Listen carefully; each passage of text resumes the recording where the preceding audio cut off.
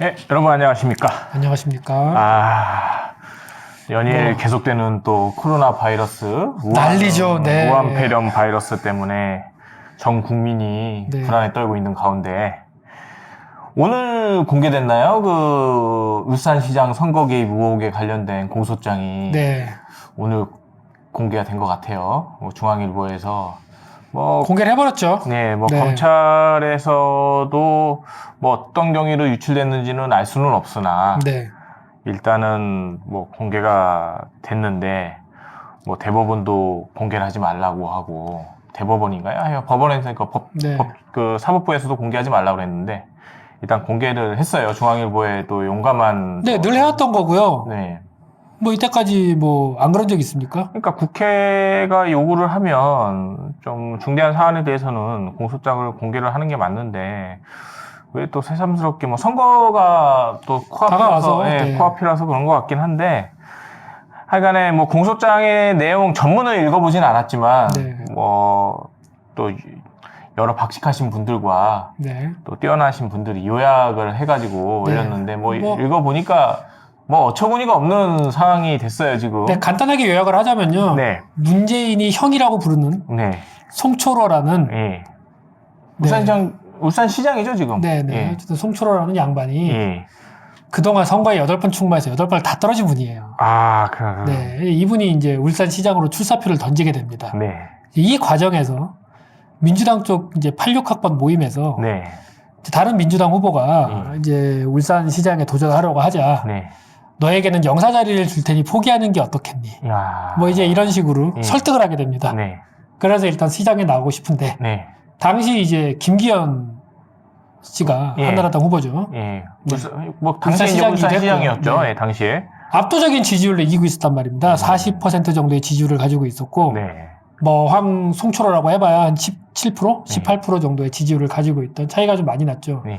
이 상황에서 이제 한 레미콘 업자가 이 김기현 시장을 고발을 합니다. 네. 민정수석실에 고발을 합니다. 비리가 있다. 이런 식으로. 네. 그때 이제 당시 조국 민정수석실 실장이 공정거래위원회에 이첩을 했는데 공정위에서 근거 없다. 문재인 행동이 아니다. 김기현 시장에. 결론을 내려버립니다. 그리고 직후에 또 한 건설업자가 김기현 시장을 검찰에 고발합니다. 하지만 또 검찰이 무혐의 처분을 내려버려요. 이 상황에서 이제 울산지방경찰청장이 송초로를 만나 도와주겠다. 같이 밥이나 먹자. 이러면서 이제 모든 음모가 시작이 된 거죠. 그리하여 앞에 말씀드렸던 레미콘 업자 사건이나 그 건설업자 사건들이 재조사가 들어가고요. 기존에 했던 증인인데 이 증인을 예를 들어서 김 AA씨다라고 증인이 돼 있으면 가명의 누구씨라고 만들어서 증인이 더 있는 것처럼 꾸미면서 여러 가지로 증거까지 조작을 하게 됩니다. 증언이나 증거까지. 그런데 이제 그때 당시 경찰에도 정의로운 분들이 많지 않습니까? 그렇죠. 그러니 이 경찰들이 혐의 없다라는 식으로 처리를 해버려요. 개긴 거죠. 울산경찰서장한테. 아예 개겨버린 거예요. 당시 이제 울산진흥원죄수사팀장이나 대장들이 이거는 범죄 혐의가 없다라는 결론을 내려버립니다. 그러니 이제 울산경찰서장이 빡이 친 거죠. 그게 황홀하죠? 네. 그래서 이 둘을 잘라요.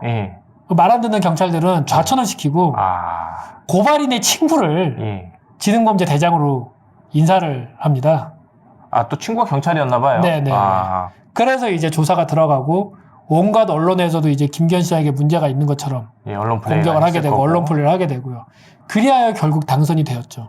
그러면은 청와대가 실질적으로 도와줬다는 내용은 그 과정에서 이제 청와대에 보고하고 청와대에서 지시를 내린 것까지는 모르겠고요. 그때 청와대에서 보고서가 오고 간 게 한 18회 정도 오고 갔다고 하니 당연히 이게 선거 개입이 아니면 청와대에서 나와서 문재인 대통령이 직접 선거운동을 해야 선거 개입인 건지 그거를 좀 정의를 내려줘야 될 것 같아요. 일단은 민정수석실에서 일단 공정거래위원회에 문의를 했다는 것부터 시작해가지고 이런 것들 자체가 일단 선거 개입의 일환이라고 볼 수도 있는데 이제 사실은 우리 추미애 전 장관이라고 나오지 않고 큰 말씀인데 추미애 법무부 장관께서 과거 노무현 대통령이 선거를 잘 부탁한다라는 정도의 발언을 했다는 이유로 탄핵에 앞장서지 않았습니까?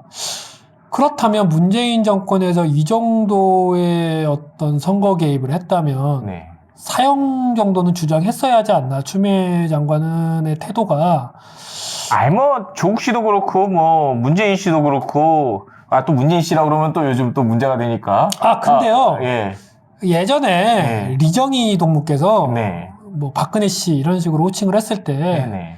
여러 그 진보 성향을 가진 지식인들과 심지어 민주당 의원조차도 뭐라고 얘기했냐면요. 씨는 사람 이름 뒤에 붙이는 씨는 존칭이다. 그럼 그냥 문재인 씨로. 그리고 대통령의 호칭을 문제 삼는 건 뭐 파시즘, 독재 정권에서나 가능한 행동이다. 대통령을 왜 신격화 우상화시키느냐라며 극도로 리정희 동무를 실드를 쳐줬거든요. 근데 뭐. 그러면 저희도 똑같이. 지금. 국어 문법이 바뀐 것도 아니고요. 뭐 정권이 바뀐다고 국어의 문법이 바뀝니까? 독재 정권이지 않습니까, 지금. 조심해야죠. 아직 그래도 공안도 만들어지지 않았고요. 뭐 아직은 올해까지는 총선 전까지는 좀 찍고 까불어도 될 것 같습니다. 뭐 총선 때 지고 나면 이제 그걸 빌미로 독재 정권이 본격화되든지 민주당이 총선을 이겨도 독재 정권이 시작될 거고요. 민주당이 총선을 진다면 좀 더 노골적으로 공안 정국이 시작되겠죠. 과거에 이제 안기부 이상의 지금은 안기부죠. 지금 국정원이죠. 국정원입니다. 이제 중앙정보부가 탄생하지 않을까. 저는 그렇게까지 생각을 해요. 경찰 주도하에. 네, KCIA라고 하는 코리안 센트럼. 잠깐 이야기가 이제 옆으로 샜는데 하여간에 지금 여러 가지 정황을 봤을 때는 사실은 청와대가 선거 개입을 했다는 것으로밖에 보여지지 않죠. 뭐 다른 거는 뭐 이렇게 조직적으로 했다는 것 자체가 참 놀라운 상황이에요. 얼마나 웃깁니까? 그게 문재인이 사석에서 형이라고 부르는, 송철호? 이 양반이 부산 지역에서 소위 말하는 인권 변호사 삼총사 3대장 중에 한 명입니다. 노무현, 송철호, 문재인. 근데 뭐 인권 변호사라고 해서 뭘 변호한 거예요? 과거에 이제 문재인 변호사 같은 경우는 과거에 뭐 임금을 체불당한 노동자들을 도와준답시고 깽판을 친 다음에 수십억을 받아줘야 되는데 1억 받고 뭐 떨어져라 뭐 이런 적도 있으시고요. 그다음에 배에서 선상 반란 사건이 일어났는데 이제 외국인들이 선장을 잔혹하게 이제 한국인 선원들을 죽이고 했던 사건이 있었는데 그때 당시 이제 외국인 선원들을 지켜주고 뭐 굉장한 인권 변호사 역할을 했죠. 뭐 그런 인권인 것 같은데 저는 또 궁금한 게 그렇게 인권에 관심이 많고 그렇게 뭐 자기를 희생하면서 변호 생활을 하신 분이 그렇게 정치 가고 싶어서 8번이나 선거에 나와서 떨어지셨는지 그 돈은 어디서 나는지 우리가 알지 않습니까? 선거를 한다는 게 돈이 얼마나 드는 일인지. 인권 변호사를 하셨다는 분이 돈은 어디서 나가지고 선거를 8번이나 치렀는지도 사실 의문이고요. 그리고 결국은 자기 친한 동생이 대통령이 되니까 이런 식으로 심지어 민주당 안에서조차도 너 선거 나가지 마라. 영사 자리 하나 줄 테니까 우리 철호 형한테 맡겨라. 이런 식으로까지 했다는 건 개씨발놈들이죠. 정말. 이게 무슨 민주라는 말을 어디 감히 입에 붙입니까? 정말. 민주화의 성지 광주에서 뭐 하는 거예요? 지금 나주부터 시작해가지고 지금 코로나 우한 바이러스 때문에 정신없답니다. 이게 거꾸로 생각해 보십시오. 이게 만약에 박근혜나 이명박 정권 때 이런 비슷한 일이 있었다고 하면 지금 대한민국 폭동이에요. 하여간에 뭐 지금 바이러스 때문에 뭐 우파 진영에서 뭐 집회나 이런 거를 좀 자제하고 있는 건 알고 있는데. 그래도 광화문에 모이시더라고요. 뭐 이제 진짜 뭐 진성분들만 이제 모이시는 것 같고 지금 뭐 사람이 모여서 뭐 어떤 뭔가를 집회를 하자라고 말도 못 하겠고 뭐 그런 걸 봤을 땐 또 우리 문재인 씨가 또 운은 좋아요. 그런 거 보면. 그래서 안 받고 있나. 뭐 그런 생각도 합니다.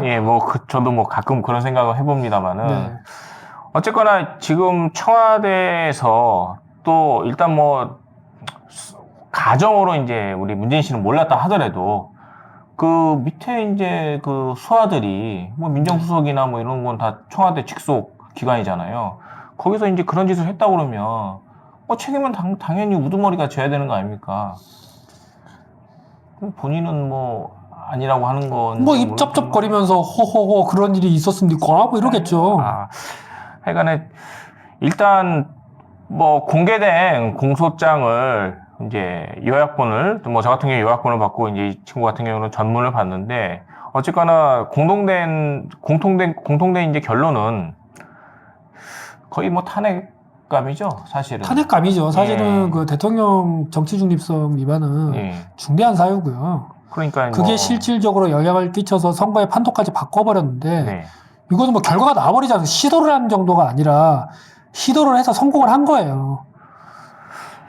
사실 뭐 이거 방송 보시는 분들이 뭐 늘 말씀드리지만 얼마 안 돼가지고 그러긴 한데 요즘 굉장히 심각한 문제예요. 이게 국정 논란 정도가 아니고 이거는 뭐 대통령으로서 어떤 의무를 저버린 굉장히 이제 심각한 사건인데 이게 이런 게 사법농단이죠.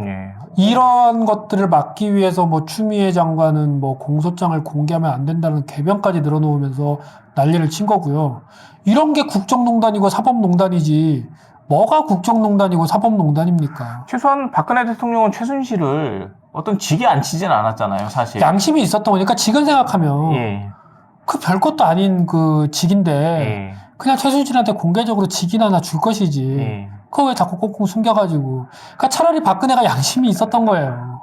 어쨌거나 이런 공개적인 선거에 청와대가 개입했다는 사실만으로도 뭐 소위 말하는 대깨문들은 좀 뭐 거의 뭐 신앙처럼 돼가지고 뭐 정신을 못 차리겠지만 다 검찰의 음모고요. 뭐 검찰 공소장이 진실도 아니고 뭐 이제 또 뭐 망신주기다 뭐 이러면서 자꾸 노무현 끌어들이는데 문재인이 노무현도 아니고요. 문재인이 노무현 정신의 1%라도 닮아 있는 것도 아니고요. 문재인이나 노무현은 비슷한 구석이 없어요. 어쨌거나 그래서 노무현 대통령도 정치 안 했으면 좋겠다고 얘기하지 않았습니까? 문재인은 정치 안 했으면 좋겠다고. 노무현 대통령 병신인 걸 안 거예요. 제대로 본 것 같아요. 그냥 저 새끼는 줏대가 없고 그냥 뭐 남이 시키는 거나 하지. 그걸 안 거예요. 노무현 대통령은. 하여간 일부 방송에서는 이제 청와대가 울산시장 선거에 개입했다는 내용으로 일단 뭐 전문이 공개됐으니까 관심 있으신 분들은 한번 읽어보세요. 읽어보시고 뭐 저희가 일방적으로 뭐 문재인 씨를 비난하거나 청와대를 비난하는 게 아니고 뭐 사실 뭐 검찰이 없는 얘기를 뭐 지어내거나 지금 시대가 어떤 시대인데 지금 대통령을 상대로 소설을 썼겠습니까? 그러니까요. 약간의 여러분의 현명한 판단을 기대하면서 2부 방송에는 우리 아까 얘기 나왔던 문재인 씨 그 내용하고 또 지금 여러분들이 많은 걱정을 하고 있는 우한 폐렴 바이러스에 대해서 뭐 한번 이야기를 나눠보도록 하겠습니다. 그럼 여러분 2부 방송에서 찾아뵙겠습니다.